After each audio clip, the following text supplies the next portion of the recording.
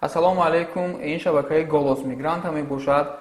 тамошобинои азиз, имрӯз дар якчанд масъалаҳои муҳим ва якчанд саволҳое ки шумо бисёртар, яъне аз ҳамин намуди саволҳо зиёдтар ба мо омадаанд, ҷавоб медиҳем.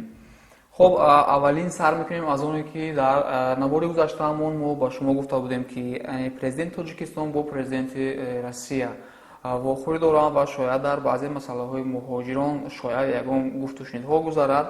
вале мутаассифона тӯли 2 рӯз аст ки дар интернет мебинам аз ин вохӯрӣ оиди муҳоҷирон чизе намеёбам, яъне дар ин вохӯрӣ оиди муҳоҷирон яъне ки чизе нашудааст ва ё шояд шуда боша ҳам, шояд баъдтар дар интернет пайдо кунем, чунки ин вохӯрӣ ғайрирасмӣ буд, яъне неофициалӣ буд, ба ҳамин хотир мавзӯъҳояш ҳам маълум набуд. мо ҳатман аз натиҷаи ин хабарҳо агар ки дар интернет паҳн шуд, ҳатман шуморо огоҳ мекунем. Масъалаи асосие ки ман ҳозир мехостам ба шумо бигӯям, яъне якчанд нафар бародарон аз ҳар гӯшаву канори Русия, аз Санкт-Петербург, аз Екатеринбург, аз ҳамин ҷойҳо ба мо, яъне дар WhatsApp вайбери ман дар бисёри наворҳоям ки ҳаст, ба ман нависта буданд ки бародар, барои мо 10 нафар, 15 нафар коргар лозим аст.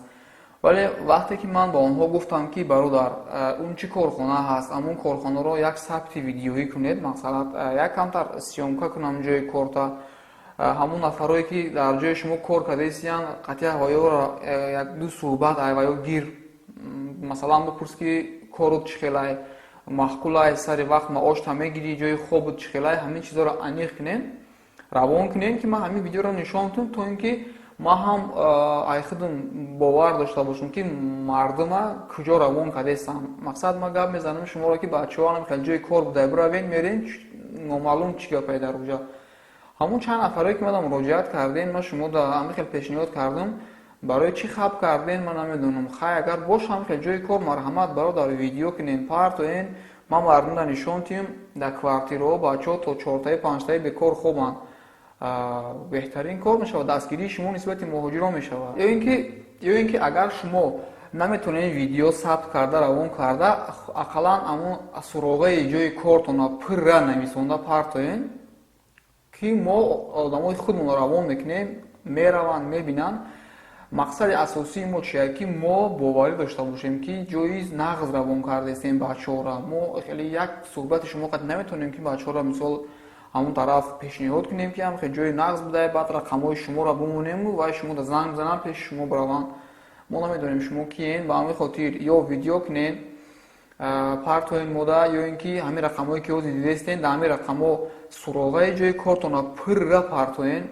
5 кас дар кораи, 4 кас дар кораи коргар, 20 кас дар кораи коргар шумо да суроғаш қатима да партоен, ма одамои худмонро равон мекунем, мераванд, мебинанд ҳамҷора ки ҷои нағз боша, муайян кардан ки 100% дурустай. баъд мо дар тариқи интернет, ютуб да муҳоҷирои азиз ҳамин хел кор астаи гуфта пешниҳод мекунем ва мераванд, қати шумо кор мекунанд, шумо ҳам савоб мегирем. боша ҳамин хел ҷои кор бародаро, илтимос гап занен, бисёри мардум бекор хубанд. хуб, як масъалаи айҳама зарур барои муҳоҷиро ки бисёри баъд қариб агар 100 савол боша, қариб 70таш ҳамин саволай дар комментариҳо оиди паспорти 5-солаи кабутай ки чанд бор ҷавоб додем, намедонам видеоро дахеш то охира шояд гӯш намекунанд ёки тамошо намекунанд, намедонам. мепурсанд ки ба паспортҳои 5-сола Тоҷикистон рафта мешавад? ҳозир ман шуморо хел ҷавоб медиҳам. паспортҳои 5-сола ду намуд мешаванд. як намудуш, яъне то 2019 ёки 2018 вақт муҳлати тамомшавии худша, яъне ки бепечат, ва як хелеш тамдид дора, яъне ки 3 сола задагиянаш то 2018 муҳлат дора. онҳое ки тамдид надоранд, инами ҳар рӯз дар пеши чашми худум ма билет мегирем, шон мераванд Тоҷикистон, билет мехаранд, мераванд.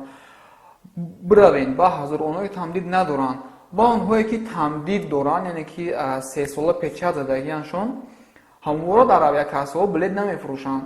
вале ман ягонта надидам ки, ягон кас амада нанависта, ягон кас нашнавидам ки ягон нафара паспортҳои ҳамон кабути печатдор қатъи аз аэропорт гардонда бошанд. ҳамхели ман ягонта нашнавидам, шояд бошане ки ман нашнавидам. вале ба ҳар ҳол авиакассаҳо билет намефурӯшанд печат доштагиро.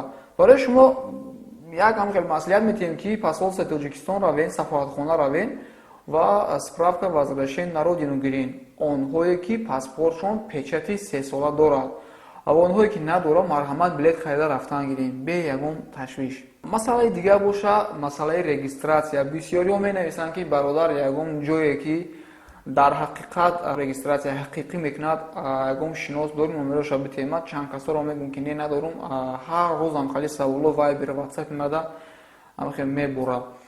ба ҳам хотири касе ки видеоро тамошо кардаест ма шумо да гап мезанем ки ма хали шиносо надорем, хали сари коро намекунем, ма хидмам нанависем бефоида, нороҳат накунед хитона, ягон ҷои дигара биковен ва хайхшам ин сол тамом шудест, ай соли оянда ин корое ки мекардан шояд айбайн бирава. Масъалаи регистратсия бо ҳам бақувваттар мешава, яъне ки қиинтар мешава, сахт мешава. баъзе корхонаҳое ки муҳоҷироро кор намегирифт, регистратсия мекард дар ҳамун корхонааш дигари хеле мумкин нестай, фақат ҳамун корхонае метавонад регистратсия кунад ки хобгоҳ дорад. Муҳоҷир дар соли 2018 бояд регистратсия карда бишавад дар ҷое ки хов меравад, дар ҷое ки зиндагӣ мекунад, фактически место проживания мегӯям русо, ҳатман ҳамун ҷода бояд бошад.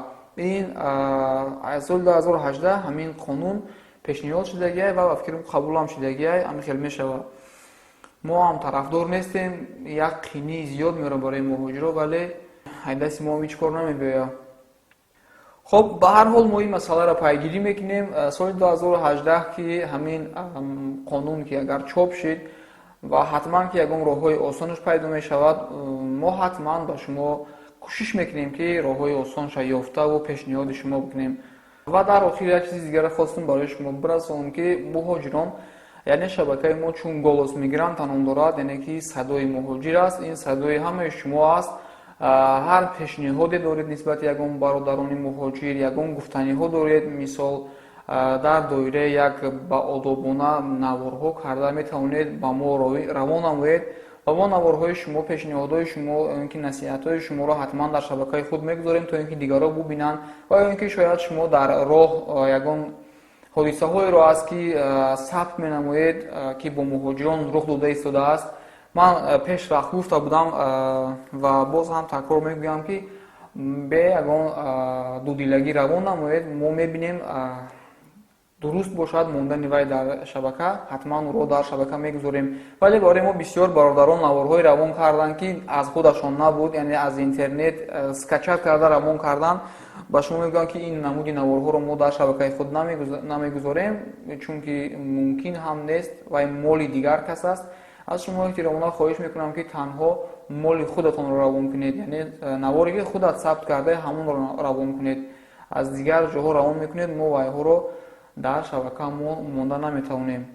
онҳое ки мехоҳанд навор сабт карда равон кунанд, чӣ тавре ки шумо огоҳ ҳастед ва мебинед ки дар шабакаи мо яъне суханҳои қабеҳ, дашномҳо, инчунин чизҳо ҷое надорад, аз ҳамин хотир аз шумо хоҳиш мекунам ки ҳамчунин наворҳои безеб барои мо равон накунед. аллакай чанд кас равон кард ки ман дар шабакаи худ намондам ва аз шумо низ хоҳиш мекунам ки дар вақти сабти навор дашномҳо накунед, бо суханҳои қабеҳ ягон ҳолатҳои масалан рух дода истодааст, бачаҳо равон кардан баъзе видео ки сабт карда истодан ҳамун ҳолатро бо ҳақорат, бо суханҳои безеб ва ман онро дар шабака нагузоштам. аз шумо хоҳиш мекунам ки чунин сабтҳо накунед. ин буд он чанд масъалае ки ман мехостам бо шумо суҳбат намоям ва ҳатман шумо дар шабакаи мо обуна шавед, он зангула ки колокольчик мегӯянд онро зер намоед, чунки яке аз аввалинҳо шуда наворҳои мо дар оянда тамошо кунед.